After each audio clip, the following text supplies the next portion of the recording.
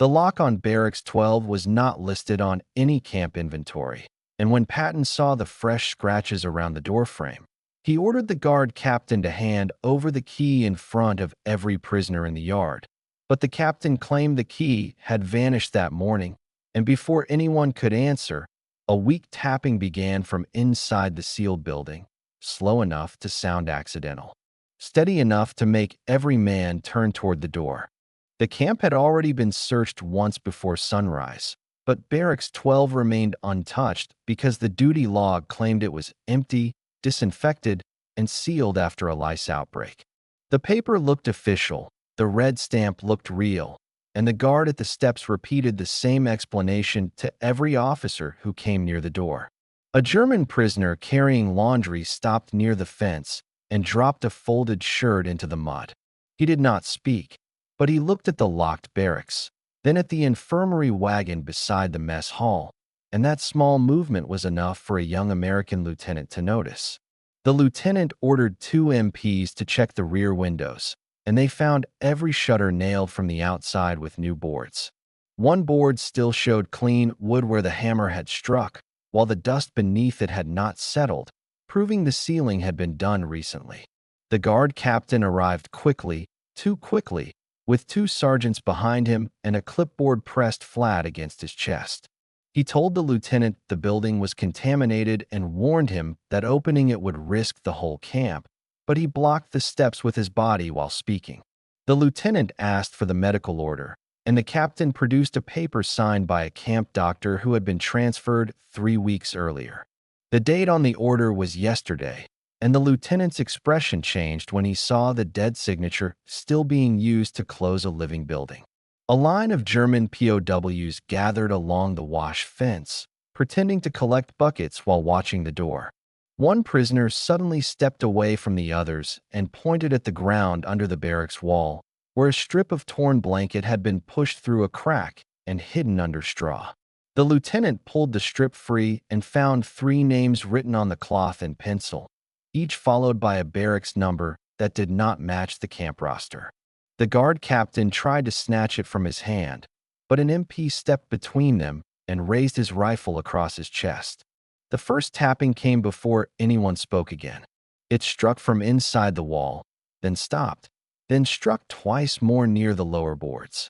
The prisoners along the fence froze, and the captain's clipboard slipped from under his arm, scattering papers into the mud. The lieutenant sent a runner to headquarters while the MPs sealed the steps and moved the guard captain away from the door. The captain protested that he still commanded the section, but the lieutenant ordered his sergeants disarmed until the barracks could be inspected. By mid-morning, a convoy entered through the main gate without warning, and the yard changed before the guards could organize themselves. Patton's staff car rolled past the mess line, stopped directly before Barracks 12, and every man saw him step out with his gloves still on, staring first at the lock, then at the captain, then at the nailed windows. Subscribe for more forgotten German POW stories like this one. Patton did not ask why the building was locked. He ordered the entire camp staff assembled in the yard, then had the prisoners move back far enough to watch but not interfere. The guard captain stood beside the steps with mud on his papers and no weapon on his belt. The camp commander tried to explain that Barracks 12 had been closed under health rules, but Patton cut him off by ordering the medical officer to read the quarantine file aloud. The officer opened the folder, turned 2 pages, then admitted that the laboratory report attached to it belonged to a different building. Patton walked to the nailed window and struck one board with his riding crop. The wood shifted because the nails had not been driven deep. He ordered an MP to remove it, and when daylight cut through the gap, a sour heat came out of the building. A prisoner shouted from the fence, and 3 guards moved toward him, but Patton turned so sharply that the guards stopped in place. The prisoner held up his hands and said only one number, the count from his work squad the night before. It was 5 men short. The camp commander ordered the prisoner removed, but Patton ordered him brought forward instead. The German walked through the yard with his cap in both hands, then pointed to the barracks and named the 5 missing men as clerks, interpreters, and one former sergeant who had complained about stolen Red Cross parcels. Patton ordered the supply warehouse opened immediately. Inside, MPs found relief crates stacked against the wall with their lids broken and their labels scraped away. Under a tarp, they uncovered chocolate tins, coffee packets, cigarettes, and medical bandages marked for prisoner distribution. The guard captain claimed the items had been held for security screening, but a quartermaster pulled open a desk drawer and found a list of names with ration marks beside them. Some names were crossed out in red pencil, and 3 of those crossed names matched the cloth strip found under the barracks wall. Patton ordered a table carried into the yard and had every recovered item placed on it in public view. The prisoners watched the pile grow as MPs brought out more tins, socks, blankets, and medicine bottles from locked cabinets behind the supply office. A second discovery changed the mood completely. Behind the warehouse stove, an MP found a small envelope filled with German camp money, American dollars, and signed prisoner complaints that had never reached the Red Cross inspector. The signatures were torn halfway down, as if someone had tried to destroy proof and stopped too late. Patton forced the camp commander to stand beside the evidence table while the names were read aloud. Each time a missing prisoner's name was spoken, men in the crowd lifted their heads or moved forward, and the command staff began to look less like officers and more like suspects under inspection. The tapping inside Barracks 12 started again, faster than before. Patton turned away from the evidence table and ordered the door opened at once. When the captain again claimed there was no key, Patton looked at the MPs and told them to break the lock in front of everyone. The first hammer blow cracked the lock plate, and the second tore the hasp from the frame. When the door swung open, the men closest to the steps stepped back because the air inside was hot, dirty, and full of the smell of old straw, sweat, and untreated wounds. MPs entered with flashlights, and the first beam revealed men sitting on the floor against the walls, not dead, not free, but hidden. Some wore camp numbers that had been removed from the roster, and others had strips of cloth tied around their arms where medical tags should have been. A medic pushed past the MPs with a field bag and began pulling men toward the doorway one by one. The first prisoner brought out could not stand without help, but he gripped the medic's sleeve and pointed back inside, repeating that one man was under the bunks. 2 MPs lifted the wooden frame and found a German sergeant with a broken wrist wrapped in newspaper. Beneath him was a metal box hidden under loose floorboards. The box held complaint drafts, smuggled notes, and a small notebook filled with dates when food parcels disappeared. Patton ordered the notebook handed to him, then gave it to his aide without opening it in the yard. He wanted witnesses first, not rumors. He ordered the medics to separate the rescued men, tag each by name, and record every visible injury before the camp staff could touch them. The guard captain tried to move toward the open door, claiming he needed to identify the prisoners, but 2 MPs stopped him at the steps. One rescued prisoner saw him and suddenly struggled so hard that the medic nearly dropped him, then pointed at the captain's boots and said those boots had kicked the ration bucket away the night before. A prisoner clerk from another barracks was brought forward with the official roster. The numbers did not match. 12 names marked transferred were still inside the locked building, and 6 men listed as healthy had been hidden without medical care. The camp commander attempted to blame a paperwork error, but the young lieutenant placed the forged quarantine order beside the real roster on the evidence table. The dates formed a clear path: complaint filed, parcel theft discovered, men removed from work squads, barracks sealed. Patton ordered the captain placed under arrest in front of the prisoners. The captain shouted that German POWs had lied to weaken American discipline, but one of his own sergeants stepped back from him and admitted that he had been ordered to nail the windows after midnight. That admission created the first break inside the staff. Another guard pointed toward the motor pool and said a truck had left camp before dawn with 3 locked trunks. Patton sent an MP squad to stop every vehicle on the road and search the motor pool office. Within minutes, The squad returned with one trunk already opened. Inside were letters addressed to families in Germany, letters that had never been mailed, along with photographs, prayer cards, and Red Cross forms stamped as delivered. The prisoners saw their own missing words carried into the sunlight. The major consequence came before noon. Patton relieved the camp commander on the spot, placed the guard company under temporary military control, suspended all warehouse access, and ordered a full prisoner count by face, not by paper. The locked barracks was no longer a health problem. It had become a crime scene in front of the whole camp. The count began in lines across the yard, but the reversal came from a place no one expected. A German prisoner who had worked as a barber raised his hand and asked to speak, then led an MP to the washroom wall where a loose brick covered a folded ledger wrapped in oilcloth. The ledger did not belong to prisoners. It listed payments, favors, parcel numbers, and names of American guards who had sold relief goods through a civilian store outside the camp. Beside one entry was the guard captain's initials, but beside another was the camp commander's full surname. Patton ordered the camp commander brought back to the evidence table.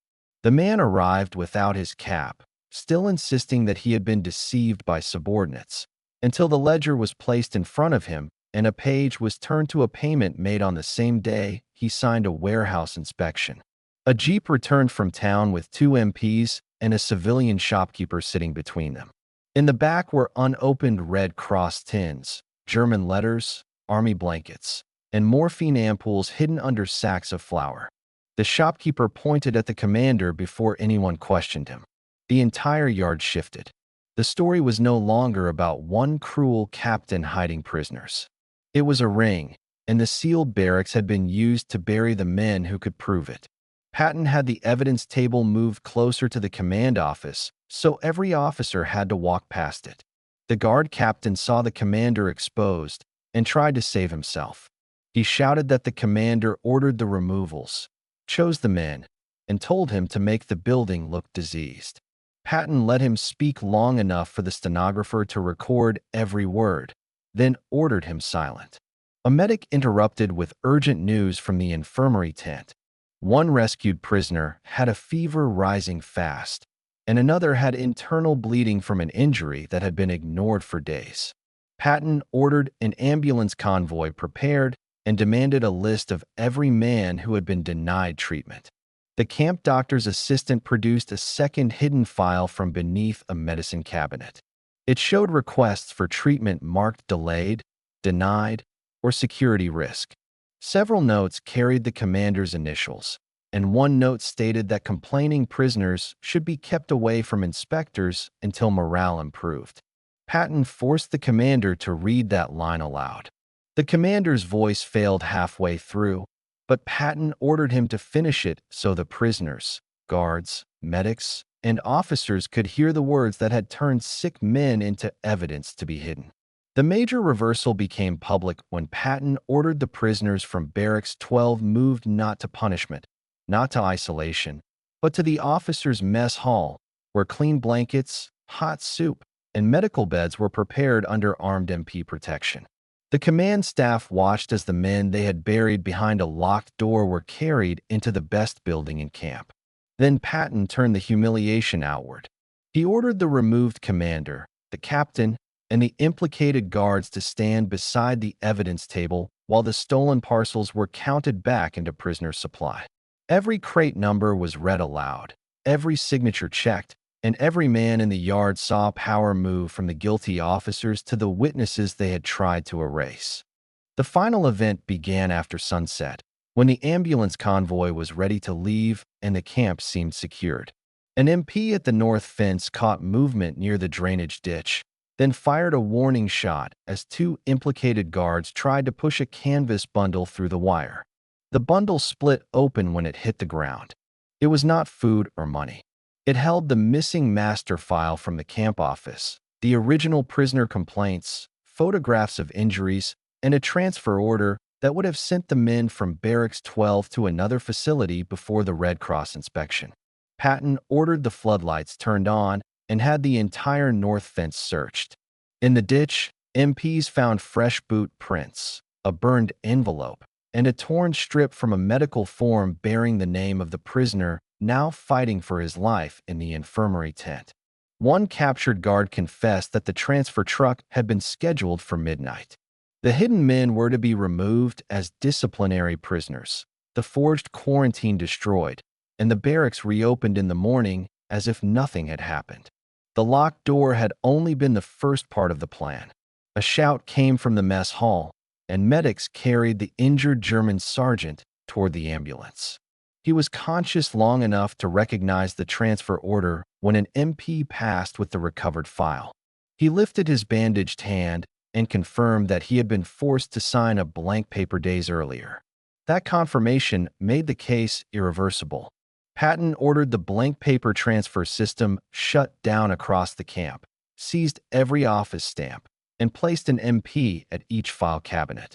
No transfer, punishment, medical hold, or warehouse order could move without outside review.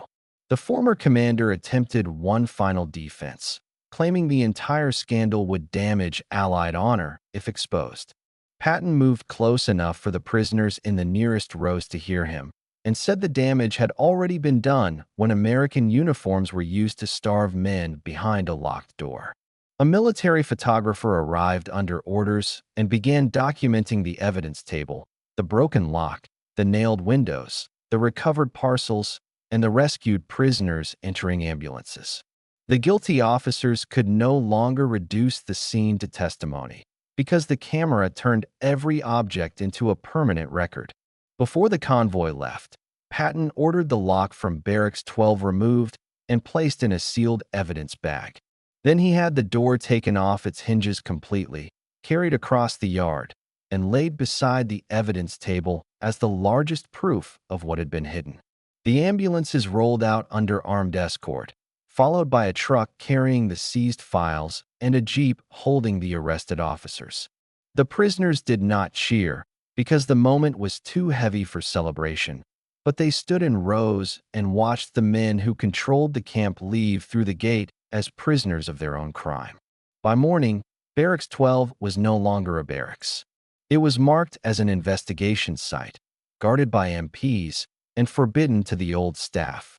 The final irreversible act came when Patton signed the order replacing the entire command structure and sending the case to military court, making the locked door not a secret anymore, but the beginning of a prosecution. 3 days later, the removed door of Barracks 12 was loaded onto an evidence truck with the broken lock still wired to its handle. The rescued men had new medical cards. The stolen parcels were counted under outside supervision, and every transfer file in the camp was reopened. When the truck left for the military court depot, Patton watched it pass through the gate without speaking, because the secret was no longer inside the barracks, and no officer could ever lock it away again. Most people know how World War II ended. Very few know what happened inside these prison camps. Subscribe for more untold WWII stories.